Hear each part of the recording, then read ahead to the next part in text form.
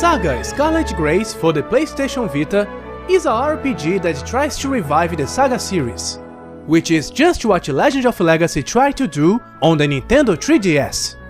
But the main difference between those two is that SaGa Scarlet is actually an official entry in the series, developed by Square Enix and created by Kawazu Akitoshi, the original director and writer of the series. To top it off, the composer Ito Kenji and the character designer Kobayashi Tomomi are also on board. This trio has been working on this series since its very beginning in the NES era, which makes this revival to be all the more legit. The game begins with a series of questions that are meant to test your personality. By the end of it, the game will suggest one of its 4 protagonists for you to play, which is the character whose personality is the closest to yours based on that test. But you can freely disagree with that suggestion and choose whoever you want. Your options are Urpina, Leonard, Talia, and Balmaint. Each one of them has their own different objectives and companions, and they also start at different points in the world map. Urpina is a princess trying to restore her kingdom. She is on a search for her family, who went missing after the capital was attacked. Leonard and his group of troublemakers are investigating paintings made by an ancient civilization in order to find the legendary city of Ai-Kanom.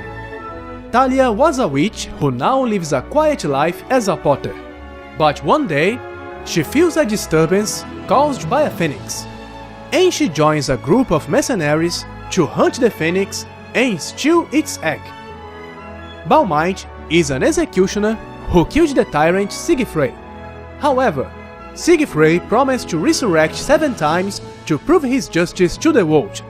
And now, Balmaint goes on a journey to finish his job once and for all.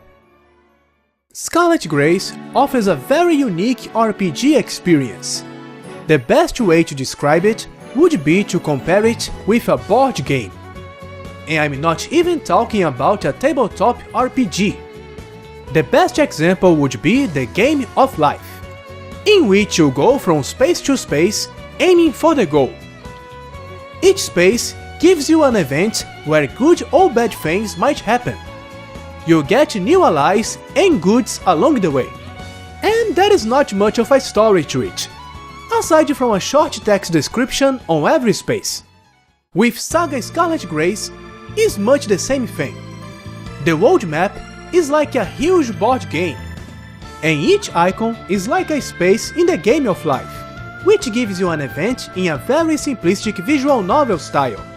Those events are really short. Most of them have less than 10 sentences, even the most important ones. This world map screen is what you will mostly see throughout the whole game, because there are no 3D environments to explore aside from it. Things like towns, villages, dungeons, or shops are all depicted as a single still illustration, which gives you options to go to the blacksmith and to sometimes chat with someone, and nothing more. There is a lot to explore in the huge world of SaGa Scarlet but everything feels very limited and simplistic, so it's hard to feel excited about it. The members of your party are very basic too. Most of them don't even have a single dialogue in the whole playthrough, much less a character development arc. The most of a backstory you can get from them comes from a small text description on the character menu.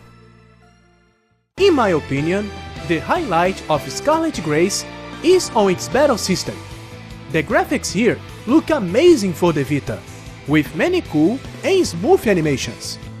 Like most SaGa games, you get new abilities and attributes the more you use the same characters in battle. This game is not grind heavy, and you can pretty much win any battle in the game with the right strategy. There is also a very innovative timeline system, where you can activate a team attack by defeating an enemy whose turn is between 2 of your characters. After using this team attack, Your skills will take less action points to be used in the next turn. But the enemies can also use the same mechanic, so you need to be careful. This game's simplistic design also affects the combat, as there are no healing magic or items. Those are replaced by the grace system, in which a god will heal or protect your characters at random. Luck is an important part of the game design, but I don't think that replacing the player input with random results is a good idea, especially in a strategic game like an RPG. Therefore, I'm really not a big fan of this grace system. But that is pretty much the only problem I could find in the battle system. That and the long loading times. In a way, SaGa Scarlet Grace actually delivers the promise of an RPG with multiple protagonists, each with their own stories, and an open world with multiple paths where you are free to do anything you want and go to anywhere you want. To a certain extent. Unfortunately, because of its weird design choices, I can't recommend this game for everyone. Don't go expecting that the open world in this game is something like The Witcher 3, for example.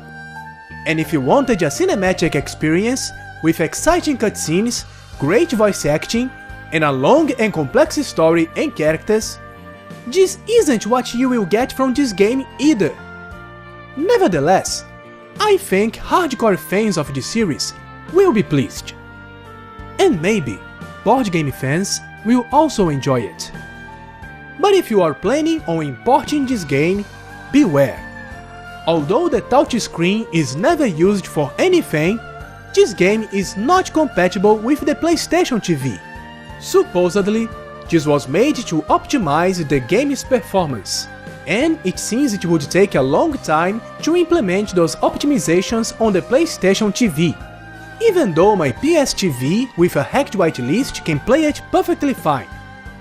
And that's it for this review. But if you got any other questions about SaGa Scarlet Grace or any other Japanese game, just leave a comment. Thank you for watching. Bye!